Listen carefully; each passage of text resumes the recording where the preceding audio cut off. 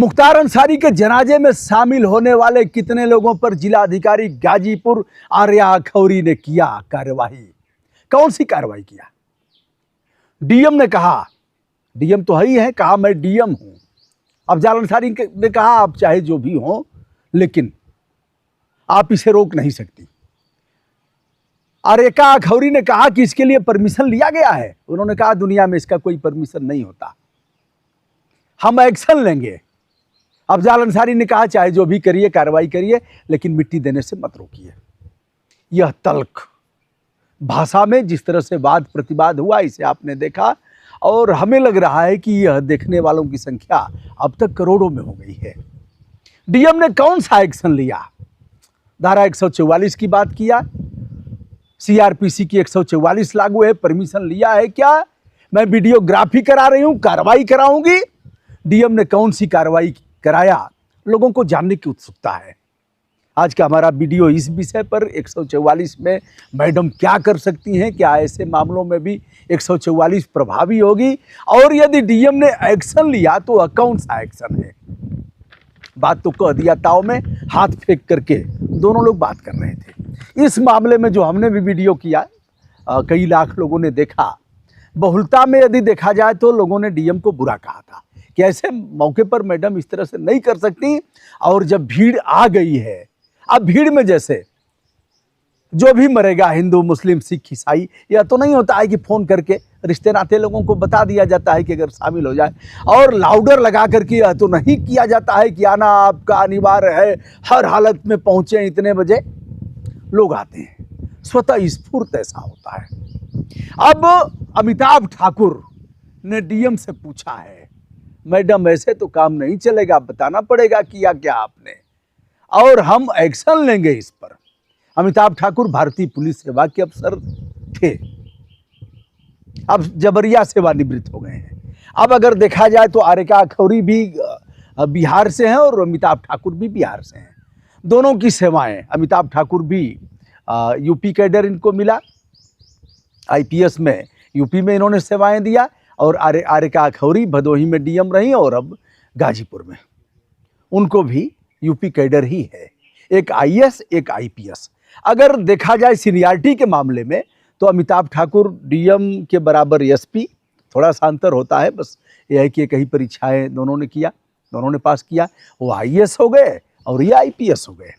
वह IAS Indian administrative service यानी भारतीय प्रशासनिक सेवा, और दूसरा क्या हो गया? IPS Indian police service. अब उसके बाद जब आईपीएस का प्रमोशन होगा तो एसएसपी होगा और डीआईजी होगा, जब डीएम का प्रमोशन होगा तो कमिश्नर होंगे। फिर दोनों बराबर बराबर, इधर डीएम और एसपी एक साथ और उधर डीआईजी और उनका कमिश्नर एक साथ। अब अमिताभ ठाकुर क्या थे? आईजी, और इस समय एडीजीपी वो रहते, यानी उनका जो प्रमुख सचिव है और इनका एडीजीपी बराबर रैंक, इस तरह से। तो यदि देखा जाए तो अमिताभ ठाकुर 3 रैंक उनसे आगे हैं। अमिताभ ठाकुर ने क्या पूछा है डीएम से? मेल किया है और कहा है आर्या खौरी से कि मैडम 30 तारीख को जो आप और सांसद अफजाल अंसारी का वाद प्रतिवाद हुआ था, जिसमें आपने 144 की बात कहा था और मिट्टी देने से कहा था कि केवल घर के लोग मिट्टी देंगे, कस्बे के लोग नहीं देंगे, और परमिशन की बात हुई मैडम, उसमें आपने कहा था कि हम वीडियोग्राफी करा रहे हैं और कार्रवाई करेंगे। तो वीडियोग्राफी में कौन कौन लोग आए? जिन लोगों ने नारा लगाया, जिन लोगों ने नियमों को तोड़ा, जिनके वजह से शांति भंग हुई, और जिन लोगों ने ऐसे उपद्रवकारी अपने चरित्र का प्रदर्शन किया, वे कौन लोग हैं और क्या कार्रवाई किया आपने? अब दोस्तों, इस पर उन्होंने मेल किया है और मेल करके पूछा है। इस मामले में उन्होंने डीएम से कहा है कि यदि आपने कार्रवाई किया है तो क्या किया है, और यदि नहीं किया है तो क्यों नहीं किया है। इस पर उन्होंने कहा है कि विक्षोभ, विद्रोह, ऐसे शब्दों को संविधान में भी इसका उल्लेख किया गया है। अब उन्होंने कहा है यदि कार्रवाई किया है तो कौन सी कार्रवाई किया है, नहीं किया है तो क्यों नहीं किया है, और किस तरह से हड़काया है, उन लोगों का दोष क्या था। अमिताभ ठाकुर ने कहा है कि इस मामले में 7 दिन के अंदर आप हमारे मेल का जवाब दें, यदि नहीं देती हैं तो अब सवाल उठेगा कि अमिताभ ठाकुर होते कौन हैं? जो प्रश्न उठेंगे उसको मैं खुद उठा देता हूं। लोग कहेंगे अमिताभ ठाकुर कौन होते हैं? हम सभी कहते हैं आप कौन होते हैं पूछने वाले।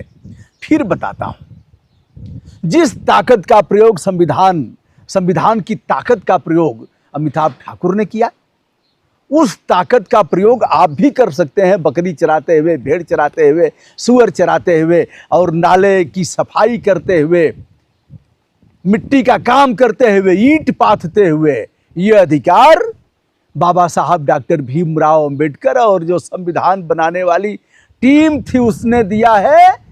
और हम मुख्य सचिव से पूछेंगे। हम तो भैया देश के पहले लोगों में से हैं जिसने प्रेसिडेंट ऑफ इंडिया से RTI लगा करके पूछा। कलाम साहब से अगर जानेंगे तो टॉप 5 में मैं हो सकता हूं पूरे देश में।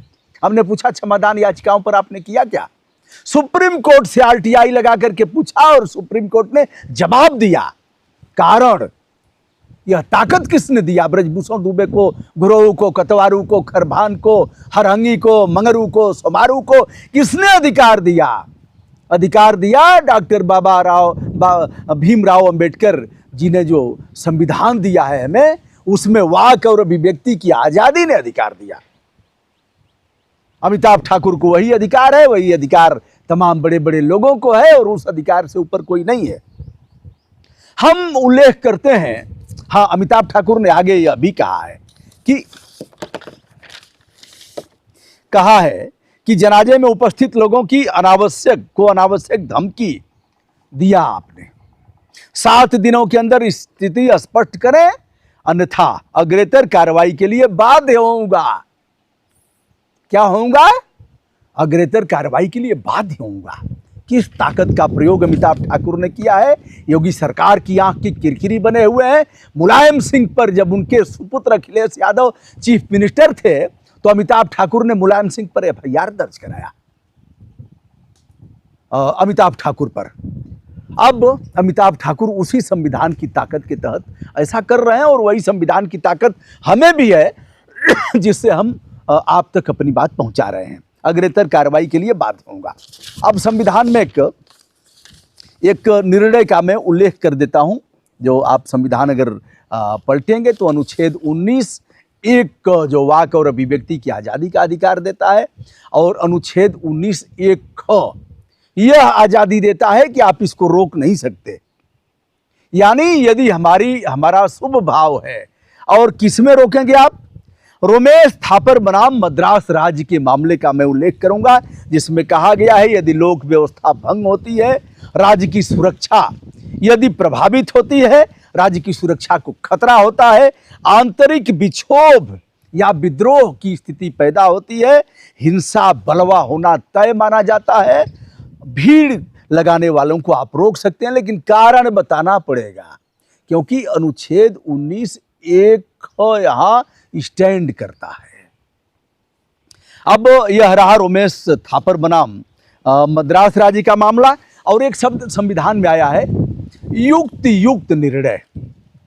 युक्त कारण बता करके आप ऐसा करेंगे।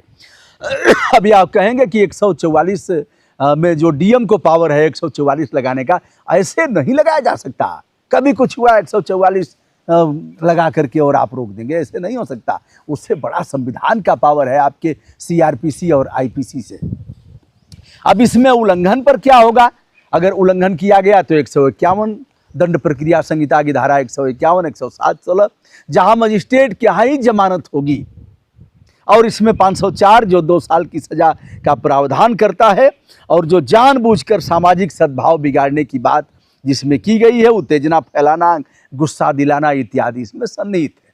अब दोस्तों, डीएम साहिबा आरेका अखौरी 2013 बैच की IAS अफसर हैं, क्या इसका जवाब देती हैं? तो समय बताएगा। फिलहाल डीएम मैडम बैक फुट पर हैं, क्योंकि नुकसान उन्होंने जिसका भला करने के लिए उन्होंने ऐसा किया, उसका नुकसान तो हो गया है, कर दिया मैडम ने।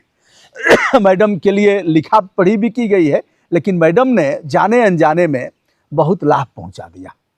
अगले वीडियो में इसकी चर्चा हम करेंगे। दोस्तों, मैं हूं ब्रजभूषण दुबे। अमिताभ ठाकुर के पत्र पर गाजीपुर के डीएम आरेका खौरी कौन सा एक्शन लेंगी? अमिताभ ठाकुर ने यह भी कहा है, हमने संबंधित थाना कोतवाली मोहम्मदाबाद से पूछने का, जानने का प्रयास किया, वहां से पता लगा एक भी अपराध इस मामले में दर्ज नहीं है जो लोग जनाजे में शामिल होने आए थे। डीएम ने केवल हड़काया, डीएम ने केवल भौकाल बनाया। कार्रवाई क्यों नहीं हुई? कार्रवाई हुई तो क्यों हुई और नहीं हुई तो क्यों नहीं हुई? इसका जवाब तो देना ही पड़ेगा। दोस्तों, मैं हूं ब्रजभूषण दुबे, आदरपूर्वक हमारा प्रणाम स्वीकार करें।